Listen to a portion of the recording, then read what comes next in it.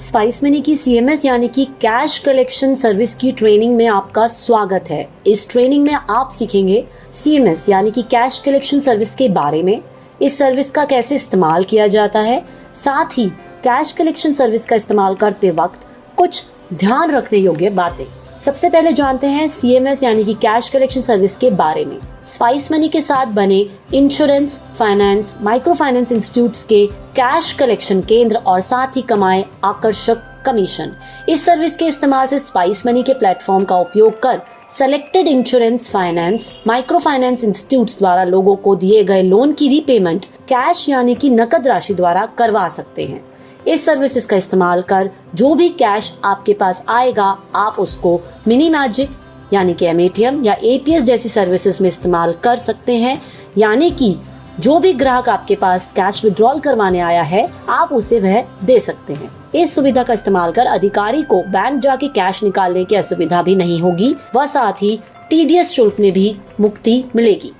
अब जानते हैं कैसे आप सीएमएस सर्विस का इस्तेमाल कर सकते हैं। यह सुविधा स्पाइस मनी अधिकारी ऐप और spice money B2B web portal दोनों में उपलब्ध है। स्पाइस मनी अधिकारी ऐप या B2B वेब पोर्टल में लॉगिन करें। हम इस प्रोसेस को B2B वेब पोर्टल के माध्यम से एजेंट मॉड्यूल के द्वारा एजेंट का कैश कलेक्शन करके दिखा रहे हैं। कैश कलेक्शन टाइल पर क्लिक करें। कैश कलेक्शन एजेंट और इंडिविजुअल मॉड्यूल दोनों प्रोसेस के द्वारा कर सकते हैं और दोनों का ही प्रोसेस सेम है। यदि आपके पास कोई एजेंट कैश कलेक्शन के लिए आया है तो एजेंट के अनुसार क्लाइंट का चयन करें और उसके बाद सबमिट पर क्लिक करें। आप एजेंट से उसकी एम्प्लॉय आईडी मांगें और वेरीफाई पर क्लिक करें। सक्सेसफुल वेरिफिकेशन के बाद employee code, employee name, designation, branch name, category, mobile number, branch email ID दिखाई देगी। आप एजेंट के मोबाइल नंबर को एडिट कर सकते हैं।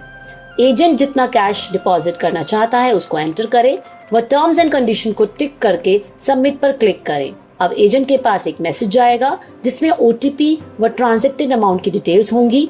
जो डिटेल्स गई हैं वह एसएमएस के द्वारा एजेंट के पास अगर सही है तो अधिकारी एजेंट से ओटीपी ले और एंटर करके सबमिट पर क्लिक करें।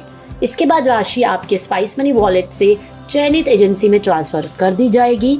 अब आप एजेंट को रिसीट देकर कैश ले सकते हैं। जब आप किसी इंडिविजुअल कस्टमर का कैश कलेक्शन करते हैं तो आपको कस्टमर का क्लाइंट सेलेक्ट करके कस्टमर वेरिफिकेशन में लोन अकाउंट नंबर यानी कि LAN एंटर करना होगा। इसके बाद आगे की प्रक्रिया पहले समझाए गए एजेंट मॉड्यूल के अनुसार ही है।